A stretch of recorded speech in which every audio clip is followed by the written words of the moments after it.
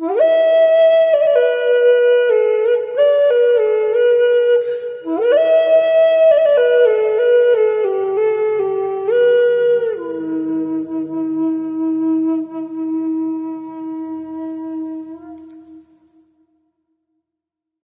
to Inspirational Transformational TV show. Amy Whitney here today with my very special guest, Philip McCluskey. Philip shares with us his incredible story today.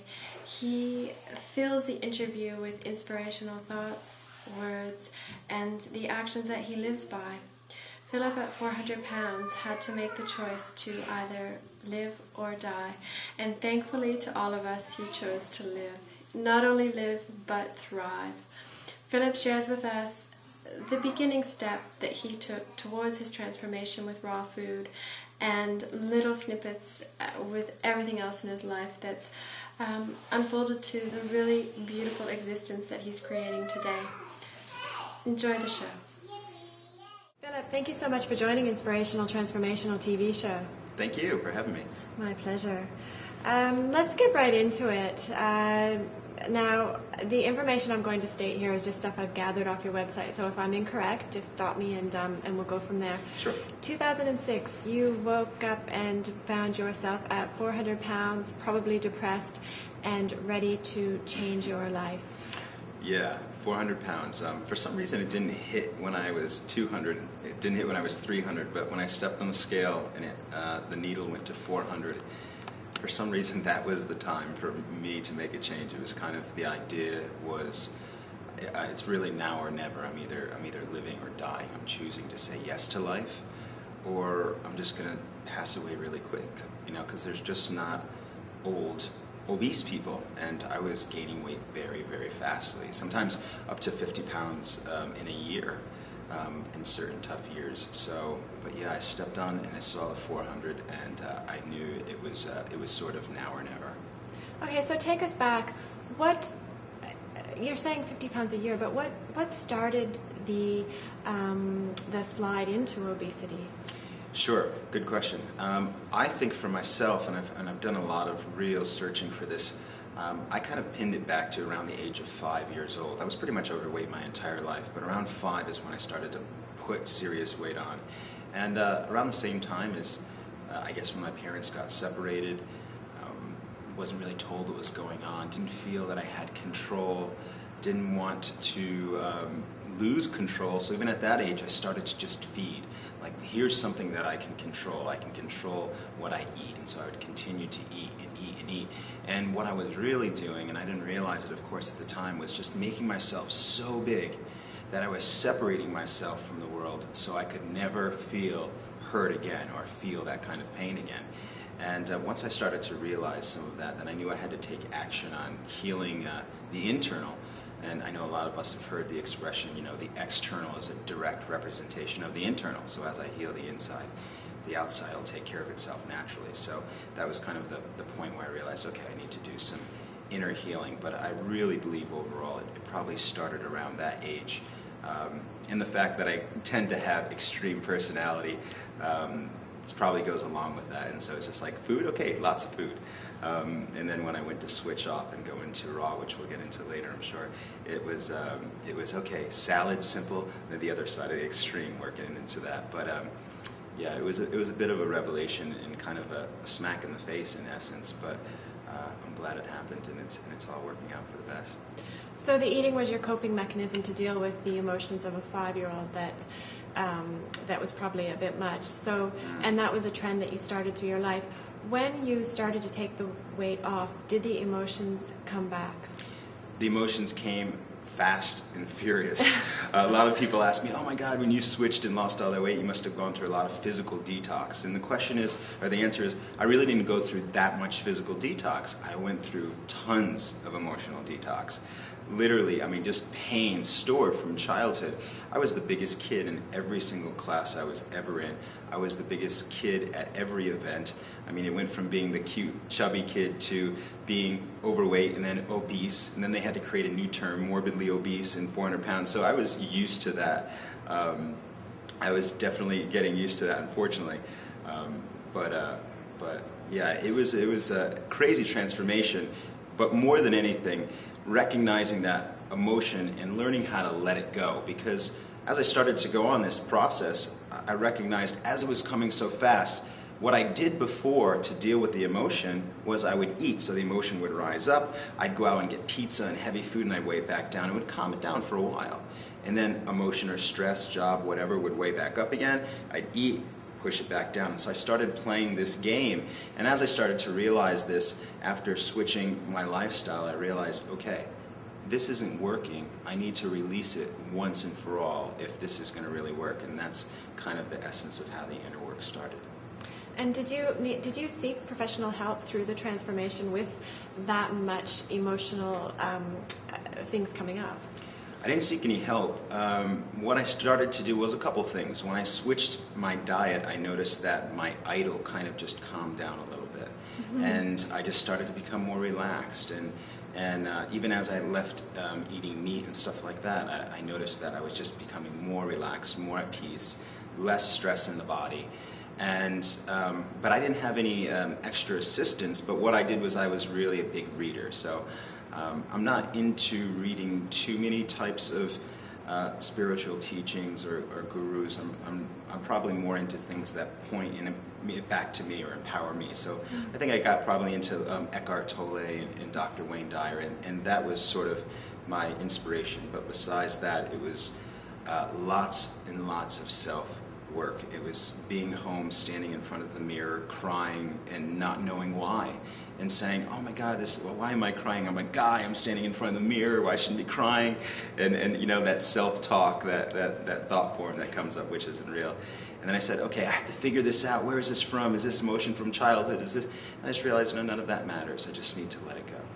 And so I started practicing more unattachment and just being in the present moment and letting go of everything else and just enjoying. Deciding to create that kind of happiness in my everyday moment and just choosing it in life. And just kind of those little bit of revelations that I picked up on created a different type of awareness and really set the foundation. And what I kind of think now is, despite, you know, all the weight loss and losing half my body weight and what have you, that really was the smallest change. And I'm grateful for it, but I know it was the catalyst for so much more, and it's continuing, and I'm enjoying it. So you speak of catalyst. Now, the weight loss is the physical aspect that we can all see. Your life must have completely transformed, not just your physical body, but I believe your profession, your friends. Did everything sort of shift as you went into the raw food lifestyle? Sure. Yeah, the raw part of it was interesting because I was so excited for the weight loss and I wanted to change my life, but I didn't know that anything else would change. And you know, the way I often think of it is, you know, media says like cannabis is the gateway drug to, you know, harder things, and I always think of it like raw food is kind of like the gateway to happiness on every other area of your life. Is it the end all? No, it's just a start. It kind of jump-started me to something else, and next thing you know, the job I was in for 11 years, I just lost the passion for it and decided I wanted to pursue something else, and it was scary, yeah, but I chose to leave and I set up a plan, and my relationships changed, the way I interacted with people changed. I was in a marriage, and that was time for that to change. My spirituality and religion changed. My confidence, the way I interacted with people, the way I interacted with the opposite sex, the way I interacted with business, every single area of my life changed. My overall happiness and my desire to really enjoy and say yes to life, every single thing changed. And there's a lot of things that I contribute that to, some of it being definitely the inner work, and then some of it on just a real physical level. I look at, like, this is the first time in my life, that I've literally eaten food that doesn't contain pesticides, herbicides, fungicides, larvicides, chemicals, dyes, poisons. Like, what happens when we remove that from our diet and our life? Can we multitask better? Do we think clearer? Do we get out of some of that, worker ant mind control mode, and we get to really experience life and happiness and feel liberated in our decisions and feel empowered and strong, and we create our own self-love and just really work on that. And that's kind of what I saw happen. So the inner work, but also I believe that the raw was kind of that catalyst for removing that stuff out, allowing me to think and feel and even make a more, stronger connection with the divine, if I can say it that way. Beautiful. Now, anybody can read about the raw food diet, what it is, etc., and it's very simple on the surface. What stops people from going down that road? Because there is a million testimonials out there. There's a million stories of curing this or fixing that. What is it? The emotional side that blocks it? A couple things. I mean, in my opinion, raw is literally one of the easiest types of lifestyles to live. It's just simple: fruits, vegetables, nuts and seeds, seaweed. Some people can even grow it in their backyard. So there's really not too many excuses. So where do the excuses come into play? The excuses come into play because we're creatures of habit. We've created so many different types of triggers, and I remember it the best, and I'll share a story. I remember going into my family's house, my dad's side, Italian, big family, 40, 50 people in the house, big occasion, tons of homemade food out, pasta, and I walked inside. And I had been raw for a while, and I had brought a salad with me, and we were going to have a big event, but I always bring my food, and so I came in and I smelled pasta, and immediately my mind said, ooh, I want that. But then the awareness kicked in and said, wait a minute, you know that that's not valuable for you. You know that's just kind of bleached flour, there's nothing good in there. Why do you want that? And so I said, you know what, I'm going to sit down in this chair and I'm not going to move until I figure it out. And so I sat down in the chair, and then all of a sudden it came to me. I had created a trigger without me even realizing it. So the idea of eating pasta for me was interacting across the table, experiencing this feeling of family, this feeling of love and interaction. And as I was sitting there, I was like, wow, I didn't even recognize that I had created that sort of trigger. And I said, okay, I'm going to remap that right now. And now I'm going to feel those feelings when I enjoy my salad. So I ended up sitting at the table, I enjoyed my salad, I had a great time, and I felt those feelings of love and family. But I realized that I had made a switch there, and that's important. And so many of us have so many triggers.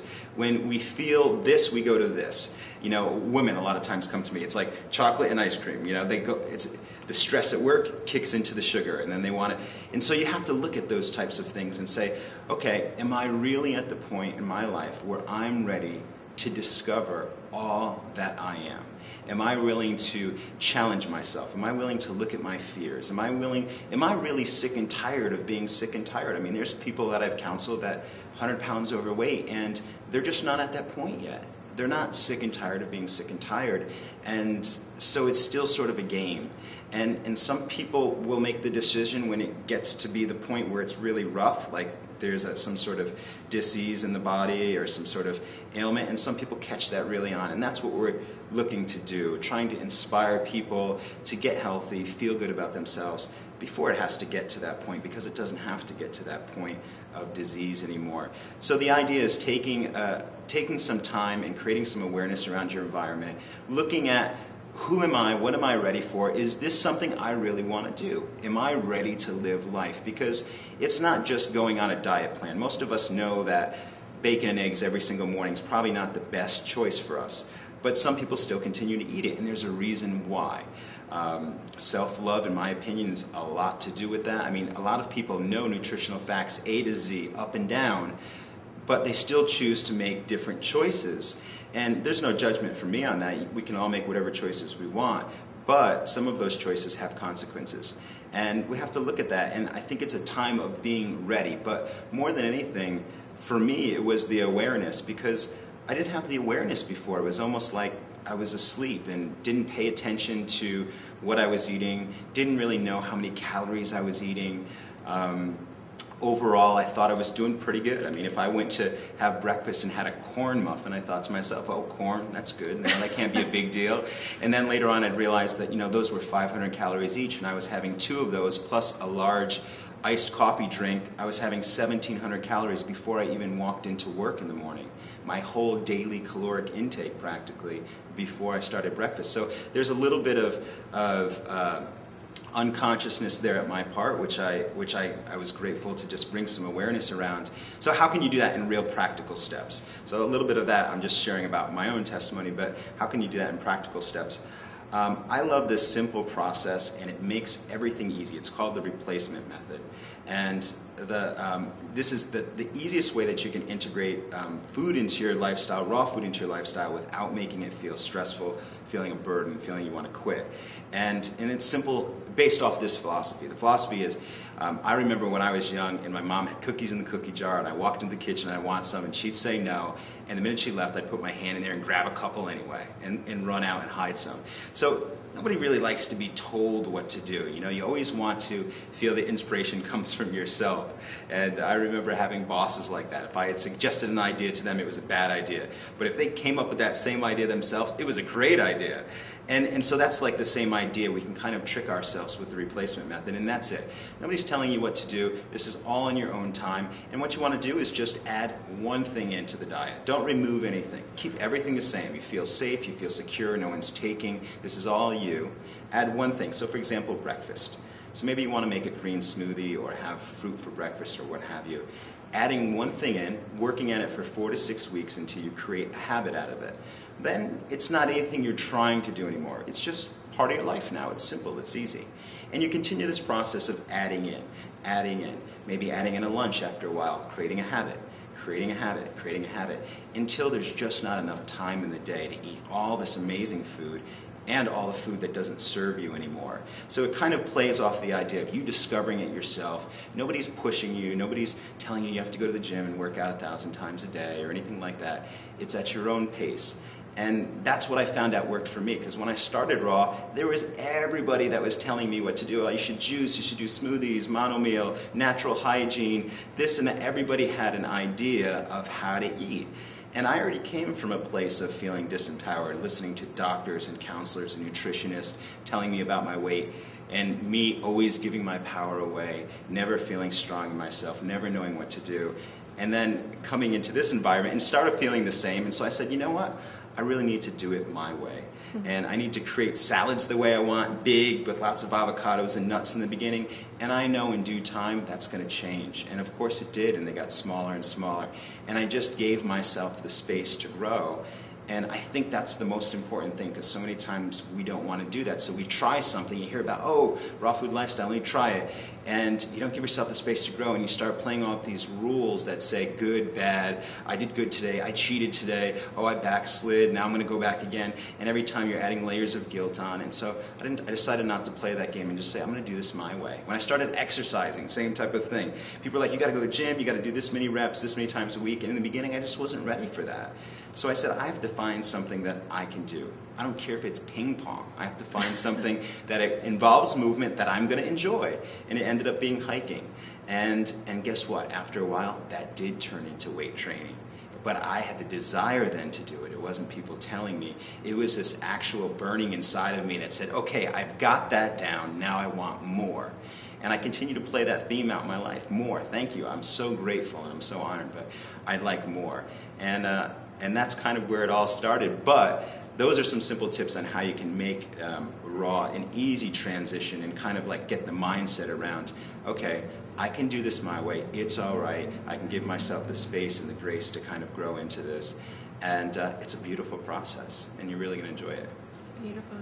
Now, you touched on consciousness. I'm wondering, because you tour the world, have you noticed a shift in the global consciousness over the past few years, or since you started first doing your speaking tours? Yeah, and it's a good question, and I'm still kind of piecing that out, because part of me wasn't sure that if I just didn't recognize it before, because 5 years ago, I mean, I just didn't have any interest in a lot of this stuff, and just didn't even recognize the idea of consciousness or what that even meant. So I wasn't sure if it was me being more aware of it now, or if it's actually taking place. And I've traveled to so many different places, and it's pretty much the same wherever I've gone. There's a shift, I believe, that's going on, and you know, some people will call it 2012, some people will call it the beginning of the world, the end of the world, whatever you want to call it. I don't focus my attention really on any of that. I just focus my attention on what I want to see and create in this world, and I leave the rest up to whatever, the universe. So yeah, massive shift. I mean, myself personally, I feel like I've gone through lifetimes within the past 3 years. and people I've met have the same experience. One other thing that I've noticed too is connection is really strong now. When I meet people who are on the same wavelength, in a sense, literally I've had opportunities where within 1 minute we're sharing more stuff about our lives, because we know that it's, you know, you can feel that it's, the energy's right and there's a safe space and people are just opening and sharing and creating a space of opportunity for people to just be themselves and authentic and true. But I mean, I'm literally having conversations with people that about subjects and topics that I haven't had with friends that I've known for 20 years, you know, that I grew up with. And this is happening within a minute. People are just becoming more authentic, finding their real, true, transparent self. And that's what's been amazing. So when I can make those kind of connections, that encourages me even more, because I say, okay, wow, the guards are starting to come down. People are starting to find out who they really are. You know, the whole idea behind purpose-driven life. People are getting excited. And it seems like everything was pretty much consistent my whole life. Nothing big, nothing dramatic. But yeah, now I've definitely noticed a massive spike, and it's been fun. I love that you use the word transparent, because I was wondering if you would do a quick little talk about transparency. It's one of my favorite topics, and you're one of the few people I've seen speak about it. So cool. Hand it over. Yeah, I'd be happy to. I guess the idea was my entire life I pretty much hid. So I would hide because I was overweight and watch movies. I'd watch 2 to 3 movies a night, you know, 4 to 6 hours, and on the weekends I'd sit down and I'd watch 10 to 12 hours of movies on a Saturday and a Sunday. I hid. I was an expert at hiding. And so when I decided to switch into raw food, I said, you know what, if I'm going to do this, if I'm going for this, if I'm going to lose this weight, I have to change everything about me. And the time of hiding is over. And the time of being in myself and being in my power is now. And there's only one way I'm going to do that. It's going to be the opposite for me of hiding. And that's putting everything out there. Being so transparent that there's nothing to hide anymore. And people see you on the street, people see you here, people see you there, and they just know you. I've had people come up to me and like, oh my God, I feel like I know everything about you. This is so weird. I watched your videos or something like that.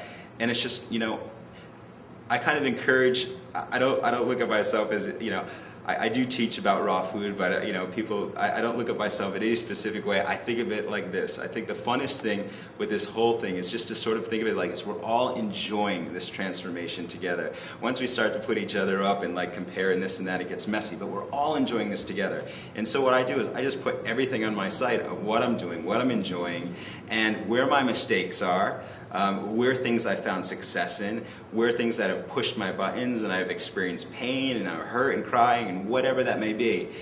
But by opening up like that, a couple things have happened. One, people feel more safe and more comfortable communicating and opening up and sharing, and then there's real connection. And the second thing is, you know, you inspire other people to open up. We all live this unconscious permission lifestyle, which is like, when somebody else does it, we say, wow, we can glean from their experience and say, I can do that too. So I remember when I switched to raw, I was looking at my friend Angela Stokes' pictures, and I didn't know her at the time, but she had lost 160 pounds, and I was to go to her website and just look at her picture every single day. Okay, if she can do it, I can do it. If she can do it, I can do it. I knew those pictures by heart, but I was just kind of gleaning from her experience. And so then I took that in and I said, okay, I'm going to do it. And I did do it. And then same thing with transparency. It's like we don't have to hide anymore. We can just be fully open, enjoy, and share. And you know what? There are people that are going to have opinions, and we're not going to be all things to all people. And there are people that don't like me, and that's okay. And I'm not attached to their feelings about me, and I know who I am, and that's all that matters. And so transparency, some people look at it as a little bit of a scary thing, and it definitely can be scary. But to me, it's scarier living an unfulfilled life and having deathbed regrets. And that's not what I'm going to have. So I just focus my attention on what I want to see. I focus my attention on being authentic and transparent and make tons of mistakes and share those too. But the cool thing about it is we can all grow together when we do it that way. We can all unfold and find that beauty. You know, it's like we're peeling off the layers of our onion shell, and we do it with each other. And I love doing that with friends. We call each other out on our stuff all the time. If one of us is acting out of context or just being an ego or whatever that is, you know, as a joke, we're not, you know, we're just like, all right, buddy, but you're da da da da, and then we tease each other back, and it's like, hey, thanks for that, you know, and I make a little tick mark in my checkbox and say, okay, that was cool, I need to make note of that, and then I just continue to create that awareness even bigger and bigger until some of those things aren't there in my life anymore, and I've just let them, the things that don't serve me, I've just let them go, whether it's through awareness or friends or interaction. But the transparency and being authentic is in my opinion, pretty much the root of having a really, really open and fulfilling and happy, successful life. You know, I used to think that being vulnerable was a weakness, and now I see that as definitely one of my greatest strengths. And I don't mean that vulnerable in the way that, you know, somebody can push me around in that sense, but definitely in the way that I'm just willing to let it be all on the line, and I know it's okay. And there's nothing that can go wrong, and everything's always going to be perfect all the time, because it's just my opinion and the way I think of things, you know. Our emotions and our feelings are based on our thoughts.